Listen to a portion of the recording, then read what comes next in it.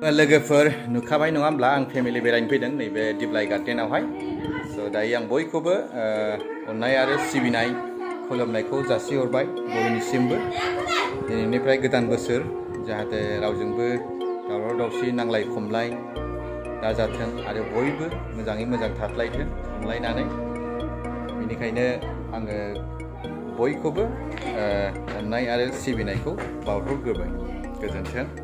आरो दायो आङो फेमिलि बेरायनो फैदों नैबे दिप्लाय बिलावहाय नै बेलाय जों जयै बेरायनो फैदों आरोना।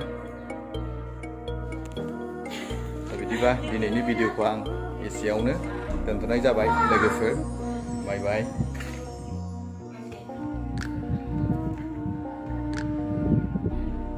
दिप्लायाव गेलायनो फैबाय जों दिप्लायाव बेरायनो।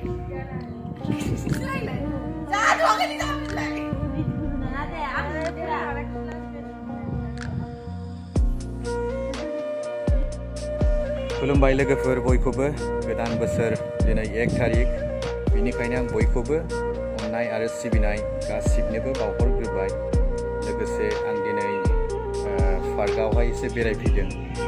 बे बेरायनायाव आंनि गासै फेमिलि बा आंनि बिदा फंबायनि बिसि बा आंनि अनजालि बिसि गासिबो जोङो फैबाय पार्कआवहाय। बेरायनो लाबोबाय गासिखौबो ना आरो दिप्लायाव फैदों जोङो बोसोराव खनसेल' फैयो नैबे गोदान बोसोरा गोजाम बोसोरा थांलायबाय आरो दा गोदान बोसोरा फैलायबाय।